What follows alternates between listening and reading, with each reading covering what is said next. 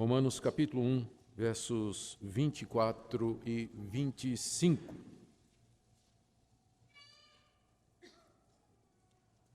Por isso Deus entregou tais homens à imundícia pelas concupiscências de seu próprio coração, para desonrarem o seu corpo entre si. Pois eles mudaram a verdade de Deus em mentira, adorando e servindo a criatura em lugar do Criador, o qual é bendito eternamente. Amém.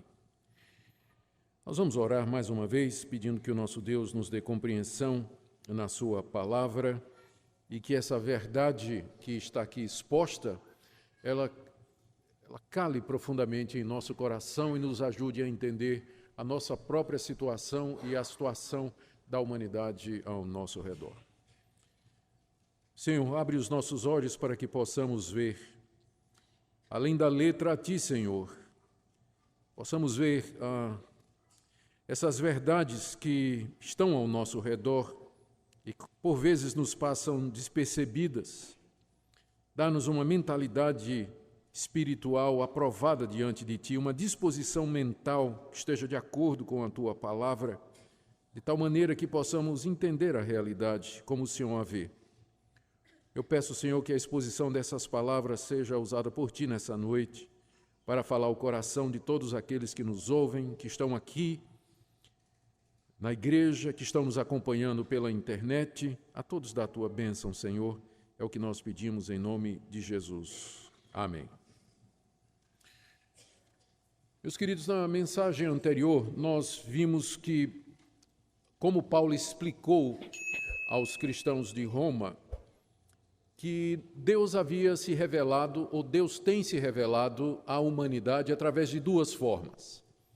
Primeiro, através da consciência. Nós lemos isso no capítulo 1, verso 18 e 19, que lá do céu Deus revela a sua existência e o fato de que Ele está irado com a humanidade por causa da rebelião que a humanidade manifestou com relação a esta revelação. Então, Deus se revela a todo homem pela consciência. Todo homem tem consciência de que há um Deus. Deus também se revelou pela criação. As coisas criadas, a natureza, o mundo, o universo, na sua beleza, diversidade, complexidade, no seu propósito, na sua profundidade, tudo isso fala de um poder inteligente por detrás da realidade visível. O mundo não veio a existir ao acaso, e matéria não gera matéria, do nada, nada se produz. Então, existe alguém anterior à criação, alguma coisa anterior à criação. Alguém pessoal, alguém inteligente, alguém que tem propósito eterno, todo-poderoso. A criação fala a respeito dessas coisas. Em seguida, Paulo explica que, apesar dessa revelação de Deus na consciência e na natureza, o homem, o ser humano, rejeitou essa revelação. Nós lemos isso a partir do verso 21, que mesmo tendo conhecimento de Deus, os homens preferiram sufocar esse conhecimento e, dizendo-se sábios, se tornaram loucos e começaram a procurar explicações para a existência do mundo, para a sua própria existência, para o funcionamento do universo, enfim, para as questões básicas da vida, sem levar Deus em consideração.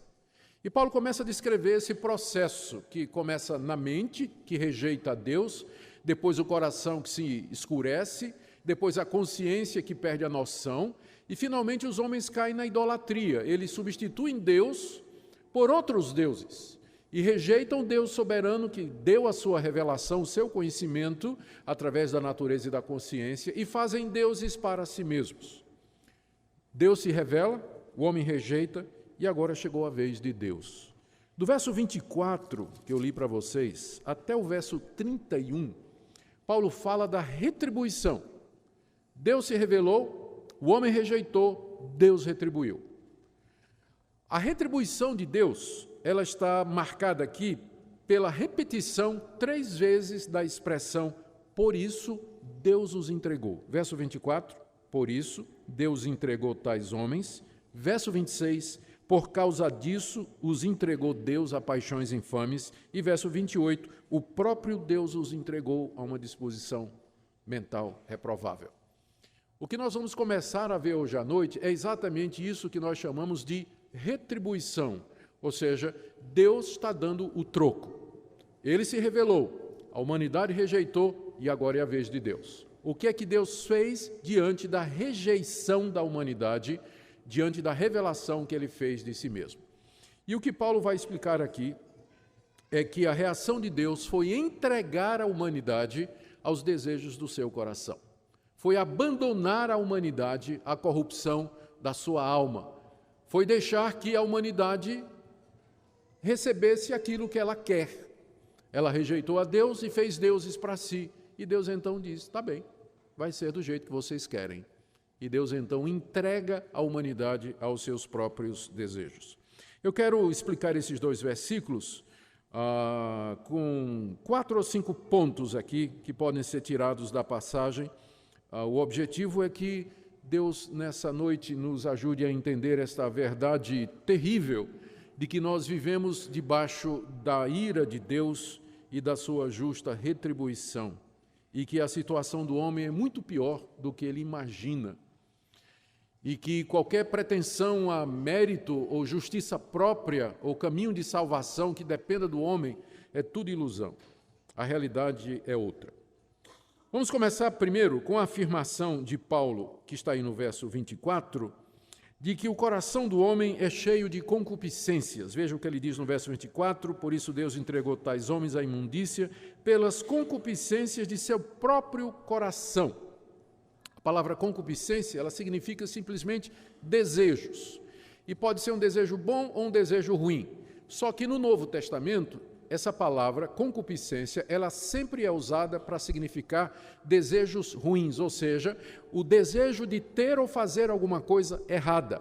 Uma concupiscência é uma paixão por alguma coisa proibida. É o anseio por alguma coisa que é contra a natureza de Deus. E aqui Paulo está dizendo que o coração do homem, ele abriga as concupiscências ou esses desejos. É assim o coração humano. O coração aqui se refere àquilo que nós somos por dentro. E de acordo com o que a Bíblia diz aqui, em outras passagens, nós estamos cheios dessas paixões e desses anseios e desejos por aquilo que não é lícito, por aquilo que é errado. Mas não foi sempre assim. Quando Deus criou a raça humana, Deus criou os nossos primeiros pais à sua imagem e semelhança, em santidade e inocência, embora com a possibilidade de pecarem. E eles usaram essa liberdade, se revoltaram contra Deus, desobedeceram à ordem de Deus, e como resultado eles se precipitaram e também a toda a descendência que viria depois dele. Primeiro, no estado de condenação diante de Deus, Deus passou a condenação para Adão e Eva e, por extensão, a todos aqueles que nascem de Adão e Eva, isso significa você e eu, já nascemos condenados debaixo da justa condenação de Deus, porque Adão e Eva eram nossos representantes, então, ao serem condenados, nós também fomos condenados com eles. E segundo, precipitou a raça humana na corrupção. Nós herdamos aquela natureza corrompida do primeiro casal. Nós somos filhos de Adão e Eva, já nascemos inclinados ao mal, já nascemos com um coração abrigando desejos errados. E esses desejos se manifestam na mais inocente, entre aspas, criancinha. No bebezinho mais bonitinho, né, que a gente vê assim, cedinho ele vai botar as garrinhas de forinha e você vai ver de quem realmente ele é filho, né? Cedo você vai descobrir que ele é filho de Adão e Eva, como você também, e como serão os seus filhos também, não é?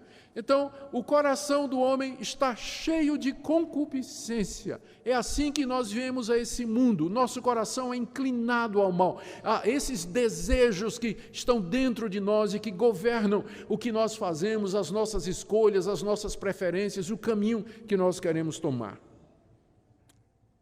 A concupiscência dos seus próprios corações. Esse é o primeiro ponto, é o ponto de partida aqui.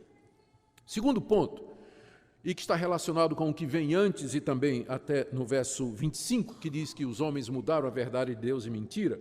Essa é a razão pela qual o homem natural, no seu estado natural, ele rejeita a revelação que Deus fez de si mesmo. Deus se revela à nossa consciência, se revela na natureza, como sendo um Deus santo, um Deus justo, um Deus verdadeiro, todo-poderoso, que demanda a nossa obediência e a nossa submissão. Mas o nosso coração é cheio de concupiscência.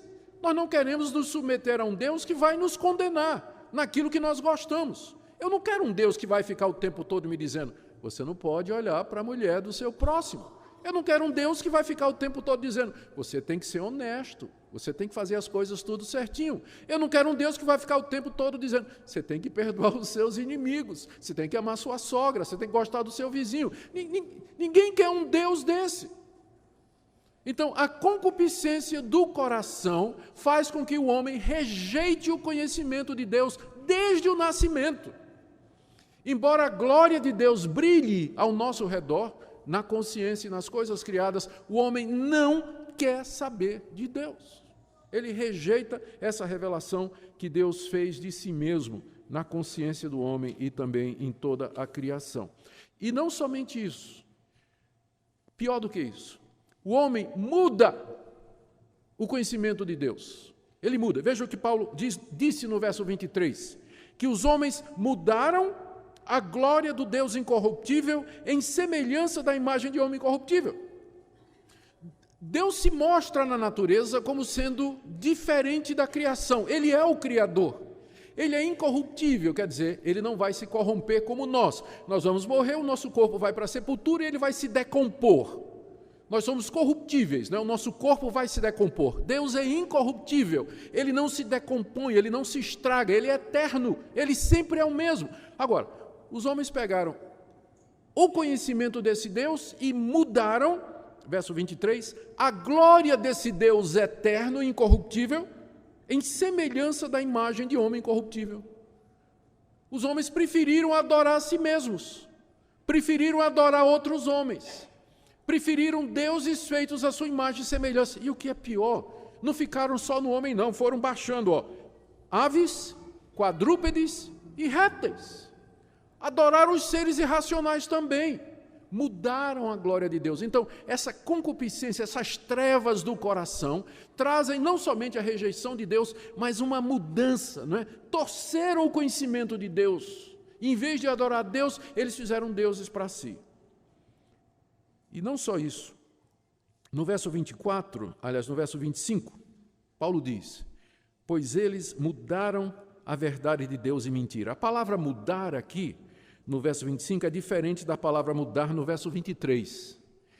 Mudar no verso 23 significa mudar. Mas mudar no verso 25 é mais do que mudar, é travestir. Travestir significa você mudar a natureza de uma coisa e reapresentá-la vestida de outra. Daí vem o termo que nós conhecemos como travesti. Um homem que se veste de mulher, ou uma mulher que se veste de homem, faz cirurgia, faz operação. O termo vem desse verbo, que significa você mudar a natureza de uma coisa e apresentá-la como sendo outra. É isso que esse verbo significa aqui. Os homens travestiram a verdade de Deus em mentira. A que Paulo está se referindo? Note que quando ele diz aqui em mentira, na língua original, quer dizer, e mudaram a glória de Deus na mentira, tem um artigo definido, a mentira. A que mentira Paulo está se referindo? A idolatria. Essa é que é a mentira. Os homens tomaram Deus e travestiram Deus, reapresentaram Deus numa forma falsa. E que forma falsa é essa? Ídolos, imagens de homens, imagens de animais, adoração do sol, da lua, da estrela, que a gente chama de fetichismo, né? Adorar árvore, adorar rio, adorar montanha. Os homens mudaram e travestiram a glória de Deus e fizeram para si essas religiões. E por que eles fizeram isso? Bem, porque o homem fabrica deuses de acordo com a concupiscência do seu coração. Eles não querem Deus. O coração está cheio de concupiscência. Por isso que os deuses que eles inventaram, é só você estudar a mitologia grega, estudar os deuses do Egito, estudar os deuses de Roma, estudar os deuses do paganismo, das religiões orientais. Que deuses são estes? São, na verdade, homens com poderes sobre-humanos, mas com as paixões humanas. Deuses vingativos, deuses cruéis, deuses assassinos, deuses vingativos, deuses imorais, que se misturam com os homens e com as mulheres, e têm filhos, semideuses, deuses que ficam tramando guerras de poder para quem vai dominar o panteão dessas divindades. são deuses feitos segundo a imaginação humana. Ninguém quer um Deus como o Deus que se revela na consciência e na criação, porque nós teríamos que nos humilhar diante desse Deus e servi-lo. Na verdade, a escolha é entre você crer nesse Deus e se submeter a Ele, ou então você tomar o lugar dele e você mesmo declarar que você é Deus e aqueles que você diz que é Deus. Mas ou de um jeito ou de outro, o homem sempre estará ajoelhado diante do altar de algum Deus. Se não for do Deus verdadeiro, de um travesti desse Deus que ele mesmo inventou e ele criou. É isso que Paulo nos diz aqui. O que é que Deus fez então? Primeiro ponto, o coração do homem é corrompido e cheio de concupiscência. Segundo ponto, isso leva o homem a mudar a verdade de Deus e travestir Deus como se fossem imagens e ídolos que ele mesmo criou. Terceiro, Deus então entrega o homem ao seu próprio coração. Verso 24. Por isso, aponta para o verso anterior, que os homens mudaram a glória do Deus incorruptível. Por isso, porque eles fizeram isso, Deus entregou tais homens à imundícia, pelas concupiscências do seu próprio coração, já expliquei isso, para desonrarem o seu corpo entre si. O que significa isso aqui? Que Deus entregou tais homens à imundícia. Entregar aqui significa abandonar o pecador ao poder do pecado em seu coração. A figura é mais ou menos essa. O coração está cheio de concupiscência, mas ninguém é tão ruim, ninguém é tão perverso, ninguém é tão imoral quanto poderia ser. Por quê? Porque Deus refreia. Como é que Deus refreia? Você nasceu num lar e desde cedo lhe ensinou princípios, lhe ensinou a verdade. Você nasceu num país onde a polícia reprime a violência. Você nasceu num país onde existe lei, existe autoridade, e você fica com medo de fazer determinadas coisas, porque você sabe que se você fizer, você vai preso, você vai pagar uma multa, você pode ser processado. Então, Deus, através das leis, dos governantes, da polícia, através do castigo, através da educação, através de bons exemplos, você teve bons exemplos na sua vida, de gente séria, de gente boa, que foi bem-sucedido, fazendo bem. Então, Deus usa estas coisas para reprimir a corrupção do seu coração. Está lá, seu coração é tão ruim quanto de um estuprador, de um traficante de drogas, o meu também. É cheio de concupiscência, mas por que eu não sou tão ruim quanto eles? Por que você não é tão ruim como eles? Porque Deus restringe o seu coração, Ele segura a corrupção do seu coração, Ele não deixa você ser tão corrupto quanto você pode ser. Por isso que o castigo de Deus para aqueles que o rejeitam é Deus tirar o pé do freio. É Deus simplesmente soltar o freio de mão. Abandonar aqui significa tirar as travas e deixar que o pecador vá até o fim no seu pecado. Significa permitir que o pecado vá até o fim, como um ato de julgamento. Deus faz isso não é porque Ele desistiu da humanidade, mas é um ato de julgamento. O castigo para o pecado é mais pecado ainda. O castigo para o pecado é mais pecado ainda. Por quê? Pense numa conta bancária. Você fica devendo todo mês. Aí vai aumentando o juro, não é isso? O banco não cobra. Cobra, mas não executa. Aí todo mês vai aumentando, até chegar o dia do juízo no banco, né? Em que você vai ter que resolver aquilo ali. É mais ou menos isso. Deus diz assim, é isso que você quer? É assim que você quer viver? Você me rejeita e quer seguir os seus caminhos segundo os seus deuses? Tudo bem, vá seguindo o seu caminho. Mas eu estou anotando aqui. Tudo que você está fazendo. Tá? Estou anotando. E a conta vai aumentando. E no dia do juízo, a conta que essas pessoas vão dar diante de Deus é muito maior do que se Deus tivesse refreado as paixões do seu coração. Quando Deus entrega a humanidade, ou uma cultura, ou uma raça, ou uma pessoa, a imundícia, isso significa um ato judicial de Deus, um ato de condenação de Deus, é um ato de julgamento e de castigo de Deus contra aquele povo, contra aquela raça, contra aquele país, contra aquela cultura. Deus entrega ao seu próprio coração. Veja, particularmente, Paulo diz aqui que Deus entregou tais homens à imundícia. Imundícia é uma palavra grega que significa imoralidade sexual. Note que ela já existe no coração do homem. Agora Deus deixa que ela se manifeste no corpo. Já tinha antes, no coração, na concupiscência. Mas agora Deus diz, vá em frente. E ela então começa a se manifestar naquilo que Paulo chama de imundícia do seu coração. Deus entrega então o homem a essa imundícia, deixando de refrear as suas paixões, deixando os imorais sem castigo. Essa é uma das maneiras que Deus abandona. Ele deixa o pecador fazer o que ele faz e ele não castiga. Vocês já se perguntaram por que não desce um raio do céu? Ou não vem um castigo, não cai uma pedra em cima, um piano em cima de um imoral desafiador de Deus? Por que a terra não se abre? É porque uma das maneiras pelas quais Deus castiga é deixando de punir. Porque imagine, o pecador que se rejeita Deus, pratica a imoralidade, Deus castiga. O que é que ele vai fazer? Opa, não vou fazer mais. Quando Deus não castiga, ele faz uma vez, viu que não tem castigo, faz de novo. Vai fazer de novo, vai ficar fazendo de novo. Essa é a diferença do Filho de Deus. Quando o Filho de Deus faz, ele apanha. Porque Deus bate nos filhos dele, não bate nos filhos dos outros, né? Deus, o filho dele castiga. Se você desobedecer, se você é filho de Deus, crente em Jesus Cristo, se você pular a cerca, Deus vai pular atrás de você também. Mas os que não são dele, ele vai deixar. E o pecador vai se afundando cada vez mais na imoralidade, nas trevas do coração, e nada acontece aqui. Aqui, estamos falando aqui. Mas o dia do juízo está chegando, em que Deus vai ajustar contas com ele. Está aumentando, acumulando a ira de Deus para o grande dia do juízo. É isso que significa que Deus entrega o homem à imundícia do seu próprio coração. Essa é a ira de Deus. Você lembra que nós lemos no verso 18? A ira de Deus se revela. E a gente olha ao redor e diz, mas como a ira de Deus está se revelando? A resposta é essa, Deus entregando a humanidade aos seus prazeres. Deus deixando de castigar. Deus deixando de reprimir. Deus tirando bons governantes, Deus tirando leis justas e boas, Deus tirando a autoridade policial.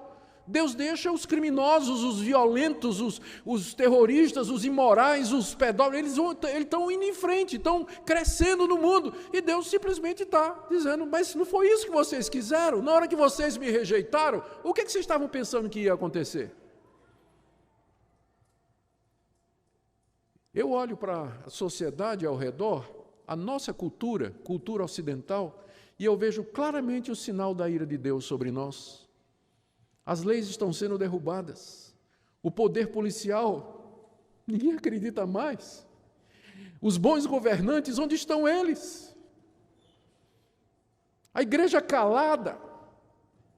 E a sociedade se dissolvendo moralmente, avança a imoralidade cada vez mais aberta, e ninguém faz nada. Ninguém consegue reagir. O que é isso senão o sinal da ira de Deus sobre a nossa civilização? Ela está caminhando para o fim. Ela está caminhando para o fim. E isso bem diante dos nossos olhos. Bem diante dos nossos olhos. Nós estamos vivendo esse período triste da nossa história. Deus... Eu pensei em trazer aqui, achei que era relevante trazer para vocês, que essa sempre foi a maneira de Deus agir. Salmo 81. Veja, Salmo 81, com o próprio povo dele, versos 10 e 12. Eu sou o Senhor teu Deus, que te tirei da terra do Egito. Abre bem a boca e te encherei. Estou lendo o Salmo 81, verso 10. Verso 11. Mas o meu povo não quis me escutar a voz, Israel não me atendeu. Agora veja o verso 12. Assim, deixei-o andar na teimosia de seu coração. Siga os seus próprios conselhos. Mesma coisa, não é? Nação de Israel. Não quis ouvir a voz de Deus? Eu disse, tá bom. Ande na teimosia do seu coração, siga os seus próprios conselhos. Vá em frente, não é isso que você quer? Deus fez isso com a própria nação de Israel. Veja o livro de Ezequiel, profeta Ezequiel, um texto semelhante. Ezequiel capítulo 14, versos 4 e 5. Deus mandando o profeta Ezequiel falar ao povo. Fala com eles e diz-lhes, assim diz o Senhor, Qualquer homem da casa de Israel que levantar os seus ídolos dentro do seu coração e tem tal tropeço para a sua iniquidade, e vier ao profeta, eu, o Senhor, vindo ele, lhe responderei segundo a multidão dos seus ídolos. Olha o que Deus está dizendo aqui. Se um israelita fosse idólatra, tivesse ídolos no coração e resolvesse ir na casa de Deus e consultar a Deus, sabe o que Deus ia fazer? Deus ia responder como se fosse o ídolo. A pessoa, vou consultar a Baal, e Baal fala. Vou falar com Renfã, Renfã fala.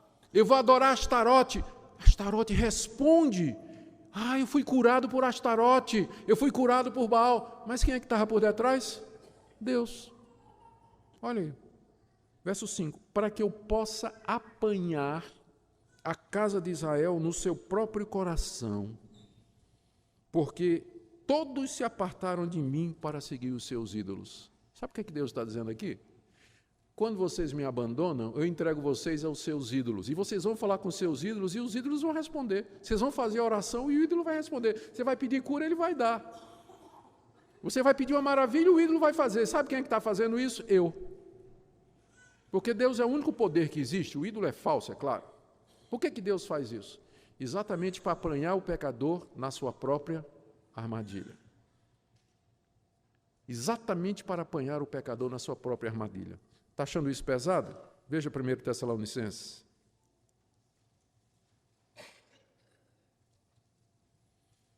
Na verdade, 2ª carta de Paulo aos Tessalonicenses, capítulo 2, verso 9. Ora, o aparecimento do iníquo, o iníquo aqui é o anticristo, é segundo a eficácia de Satanás com todo o poder e sinais e prodígios da mentira, com todo o engano de injustiça aos que perecem, porque não acolheram o amor da verdade para serem salvos. Deus, no seu amor, mandou a verdade, mas eles não acolheram. Agora veja o verso 11. É por esse motivo, pois, que Deus lhes manda a operação do erro para darem crédito à mentira. Não quis ouvir o profeta? Não quis ouvir a palavra de Deus? Deus manda o falso profeta. E aqueles que não quiseram a verdade vão ouvir a mentira e vão crer na mentira. No verso 12, a fim de serem julgados todos quantos não deram crédito à verdade, antes, pelo contrário, deleitaram-se com a injustiça. Agora, você sabe por que é que no mundo de hoje crescem as seitas, o erro religioso, tanta gente correndo atrás de mentira? É Deus abandonando. É a ira de Deus, o castigo de Deus sobre esse povo que rejeita a verdade de Deus, que não quer a Deus no fundo dos seus corações. Mais uma passagem, Atos, capítulo 7. Aqui Estevão, pregando ao povo de Israel, se referindo ao tempo que a nação de Israel andou no deserto, 40 anos. Atos capítulo 7, verso 41. Naqueles dias fizeram um bezerro e ofereceram sacrifício ao ídolo, alegrando-se com as obras das suas mãos. Está se referindo à idolatria que eles cometeram lá no deserto, o povo de Israel, quando saiu do Egito. Continuou, trouxe os deuses do Egito, escondidinho debaixo do casaco. E lá no deserto adoravam a Deus, mas adoravam esses ídolos também. Arão até fez 2 bezerros de ouro, um bezerro de ouro. Agora veja o verso 42. Mas Deus se afastou. Quando Deus viu que eles estavam adorando os ídolos, Deus se afastou e os entregou ao culto da milícia celestial. Milícia celestial é sol, lua, estrela. Deus se afastou e os entregou ao culto do sol, da lua e da estrela. Podem adorar. Façam o que vocês querem. Mas um dia vocês vão dar conta. É isso que significa. Voltando agora para Romanos capítulo 1. O apóstolo Paulo não está dizendo nada novo que o Antigo Testamento não tenha dito, que os profetas não tinham avisado, que o castigo de Deus para a rebelião do seu povo e para a idolatria é Deus entregar o homem à corrupção do seu próprio coração. Deus entrega o homem ao erro. Deus entrega o homem ao falso profeta, ao falso culto, à falsa religião, quando no íntimo do seu coração você rejeita a Deus e a revelação que Ele faz de si mesmo, você entra então nesse processo de retribuição de Deus. Agora, note aqui no verso 24 de Romanos 1, que Paulo diz que Deus entregou tais homens à imundícia pelas concupiscências de seu próprio coração para desonrarem o seu corpo entre si. Esse é o resultado final. Quando Deus entrega uma cultura, uma pessoa, uma sociedade, um país, uma geração aos desejos do seu próprio coração, o resultado final é desonrar os corpos, para que desonrassem os seus corpos entre si. O que nos diz que Deus, quando criou os corpos, não é? Deus, quando criou os nossos corpos, esses corpos foram criados para um fim honroso. E a Bíblia é muito clara, quando fala especialmente nas relações sexuais. Deus criou um homem e uma mulher, Ele não criou um homem e um homem, uma mulher e uma mulher, Ele não criou dois homens e uma mulher, ou duas mulheres e um homem, Ele criou um homem e uma mulher e os uniu em casamento. Ou seja, o propósito do meu corpo, pensando na área sexual, é que eu tenha relações heterossexuais monogâmicas no casamento. Desonrar o corpo é fazer qualquer coisa fora disso. Fornicação, que é o sexo entre pessoas solteiras, fornicação. Adultério, que é sexo em que uma pessoa casada está envolvida, que não é seu cônjuge. Prostituição, quando isso envolve dinheiro. Ou relações homoafetivas ou homossexualidade. São distorções desse projeto original de Deus. E é isso que acontece quando Deus entrega uma sociedade, um indivíduo e uma geração aos desejos do seu coração. Vai caminhando até finalmente desonrar o seu corpo entre si. Agora, imagine ao ler essas palavras que Paulo vivia na época de Roma. A sociedade mais dissoluta da época. Dos 15 imperadores de Roma, 14 praticavam a homossexualidade. Ter concubina, a prostituição, meninos de programa, isso era comum para o cidadão romano. Era aceitável. Na Grécia nem se fala. O culto ao corpo, a imoralidade, a devassidão, cidades como Corinto, que eram famosas pela quantidade de prostitutas que havia lá, a ponto de dar o nome da cidade virar símbolo de corrupção.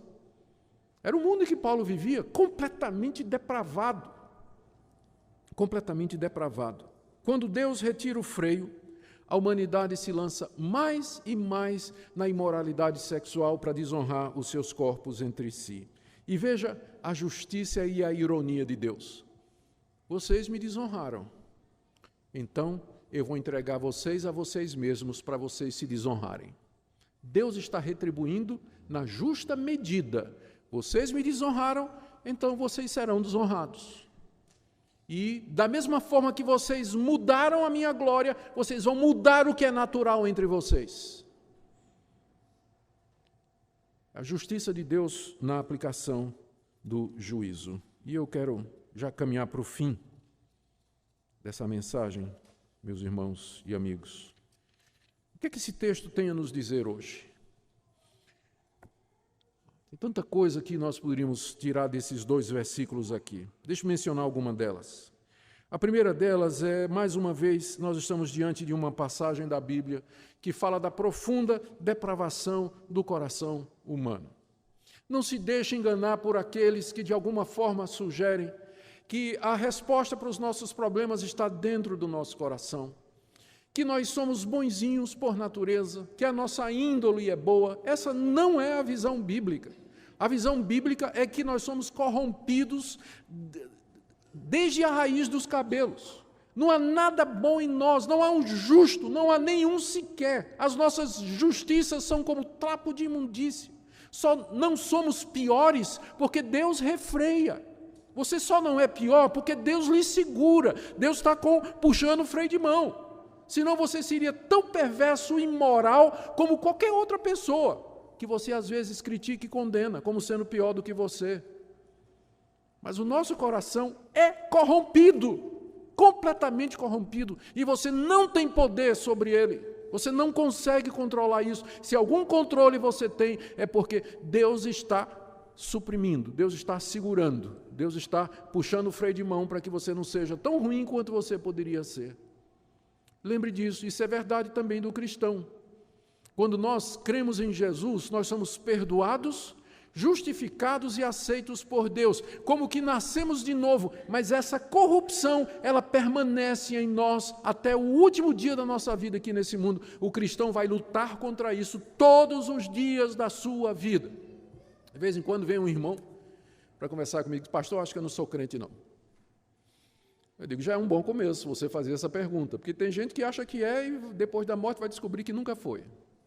Então é bom você perguntar aqui, logo, será que eu sou mesmo? Por que você está fazendo essa pergunta? Pastor, porque é uma luta muito grande, pastor. Todo dia eu estou brigando com o meu coração. Às vezes eu caio, eu não aguento. Quando eu faço alguma coisa errada, eu choro, eu lamento, eu fico desesperado, pastor. Será que eu sou crente mesmo? Eu digo, mas para mim essa é a maior prova de que você é. Porque um pecador que está entregue ao seu próprio coração, ele não está nem aí se ele está ofendendo a Deus. Ele vai arrumar desculpas para o procedimento dele, para a imoralidade dele, a mentira dele, vai ficar se justificando. Mas o crente verdadeiro, ele não suporta a corrupção do coração dele. É uma luta constante. Uma briga constante. Então esse texto nos fala disso, da corrupção do nosso próprio coração. Segunda coisa, a nossa cultura, irmãos, está debaixo da ira de Deus. Eu sei que todos nós queremos pensar em Deus como sendo um Deus de amor. Ele é um Deus de amor. Vamos ver isso a partir do capítulo 3. Mas antes de chegar no amor de Deus, eu tenho que falar da ira dele. E os sinais da ira dele estão em todo lugar. Os freios estão sendo tirados. A impunidade é cada vez maior para quem pratica o mal. A culpa da nossa geração está sendo acumulada para o dia do juízo. Nós vemos isso entre os próprios evangélicos. Sinais de que Deus está tirando o freio. É só você olhar a roupa de algumas irmãs, a sensualidade, a provocação. Não vê mal nisso. E vai até dizer assim, o problema é o olhinho do irmão. É não. Também. Mas perder a vergonha, a verdade é essa. Perder a vergonha. Se veste mostrando tudo.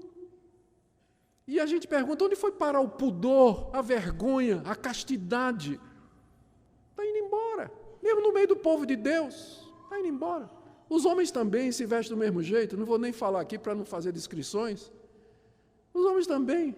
Vergonha foi embora. Parece que querem exibir mesmo, provocar mesmo. Os namorados, parece normal, no meio da juventude evangélica, namorado ir para a cama com a namorada. Ter relações como se fosse a coisa mais normal do mundo. Não é não. Isso é desonrar os corpos. Isso é sinal exatamente de que Deus está tirando os freios. Quando a igreja começa a achar que isso é normal. Quando a igreja para de falar, os pastores param de falar disso, com medo de perder membro. Os pastores param de denunciar esse tipo de coisa, com medo de receber crítica da igreja. É sinal de que Deus está tirando os profetas e está entregando mesmo aquela geração aos seus próprios desejos. Porque uma das coisas que ainda controla e segura é quando Deus levanta o profeta que mete o dedo no nariz e diz, está errado. E eu estou dizendo que está errado. E vem adultério. Flertar com a mulher dos outros. Pornografia. O pessoal consome como se fosse uma coisa natural. E parece que não se preocupa com isso. Isso corre solto no meio evangélico. Poucos há que levantam a voz e falam. Eu vejo esses sinais da ira de Deus ao nosso redor. Eu vejo sim. E peço que Deus tenha misericórdia primeiro da minha própria vida, que eu sou um pecador não diferente dos outros. E através de mim de outras pessoas também. Terceira coisa que esse texto tem a nos dizer hoje. Somente o próprio Deus pode nos salvar dessa situação. O que nós precisamos para nos livrar desse círculo férreo é de um poder extraordinário que quebre as amarras, que abra os olhos, que nos liberte da escravidão de nós mesmos, que nos tire das trevas para a luz e da escravidão para a liberdade dos filhos de Deus. E esse poder é o Evangelho de Jesus Cristo. Esse poder não é humano. Ele não está em nós, não está em nenhuma instituição, em nenhuma pessoa, mas Paulo se refere aqui no início dessa sessão, no capítulo 1, verso 16, não me envergonhe do Evangelho, porque ele é o poder de Deus para salvar todo aquele que crê. É preciso um poder para nos libertar disso, para mudar essa situação, e só o Evangelho de Cristo pode fazer isso. Nós não precisamos de remendo, nós precisamos de ressurreição. Não adianta você pensar, vou reformar minha vida, você precisa nascer de novo, precisa ser liberto, e só o poder do Evangelho pode fazer isso. Por isso, terminando, eu falo aqui a você que já foi alcançado por esse poder. Pense na realidade das pessoas ao seu redor, seus vizinhos, seus amigos, amigos da academia, amigos da escola, do seu ambiente de trabalho, eles estão debaixo da ira de Deus. Você tem que vê-los dessa forma, é assim que você tem que enxergar a realidade ao seu redor. E você deve falar para eles, dizer para eles do poder de Deus, de Cristo, que pode libertá-los dessa situação, para onde eles caminham inexoravelmente, se não forem libertos pelo poder do Evangelho. São idólatras, estão debaixo da ira de Deus, escravos de suas paixões. Por isso, testemunhe, ore por eles, compartilhe o Evangelho. Não esqueça que os seus vizinhos estão debaixo da ira de Deus e caminham para a condenação. Medite no seu próprio estado, a tendência da idolatria do seu coração e da imoralidade. E todo dia se ajoelhe aos pés da cruz e diga, ó Deus, tem misericórdia de mim. Tem misericórdia de mim. Me segura, me sustenta, não me abandona. Não abandona meu coração. Não me deixe entregue à minha vontade, porque eu sei do que é que eu sou capaz de fazer. Mas controla a minha vida, guia os meus caminhos, livra-me do mal. Ore como Jesus nos ensinou a orar, não me deixe cair em tentação. Mas livra-me do mal, Senhor. Essa tem que ser a sua oração diária. Tem que ser a sua oração diária. Gastando tempo com Deus, com a palavra e com a oração. E talvez você está aqui nessa noite e ainda não conhece o poder do Evangelho. Você ainda não experimentou esse poder extraordinário que vem pela mensagem da cruz, do Cristo que morreu por nós, experimentou esse ferrão do pecado nele, levou sobre si a nossa culpa, ressuscitou ao terceiro dia, está vivo e poderoso para atender todo pecador que reconhece o seu estado de perdição. E chega a ele não dizendo ou impondo limites ou condições, mas dizendo, eu sou um pecador miserável, mereço a condenação, mas em ti há poder, Jesus, para me perdoar, para me livrar, me libertar da escravidão do pecado e das suas consequências. Creia nele nessa noite, venha a ele nessa noite, e em Cristo Jesus você vai encontrar perdão, libertação e uma nova vida. Que Deus nos escute, que Ele seja servido em abençoar a palavra dessa noite nos nossos corações. Amém. Senhor Deus, nós nos curvamos diante de Ti nesse instante, confessando que somos parte de uma geração culpada e abandonada aos seus corações depravados. Senhor, contemplamos com tristeza os sinais da Tua ira ao nosso redor, o crescimento da iniquidade, da imoralidade, a falta de freio, a falta de pudor, de vergonha, tudo isso crescendo ao nosso redor e às vezes até dentro de nós. Pedimos, Pai, misericórdia, não nos castigue com essa geração perversa, mas segundo Jesus Cristo, segundo o amor de Jesus Cristo, trata-nos segundo a Tua misericórdia e compaixão. Ouve a oração de todo aquele que nessa noite contrito deseja se apegar a Ti, que treme da Tua palavra, Senhor. Fala aos nossos corações. Livra os nossos filhos, os nossos jovens do engano do pecado. Dá-lhes ouvidos para ouvir, também as nossas crianças. É o que nós te pedimos nessa noite, por amor de Jesus, nosso Salvador. Amém. Baixe nossos conteúdos gratuitamente. Acesse o canal pelo link na descrição.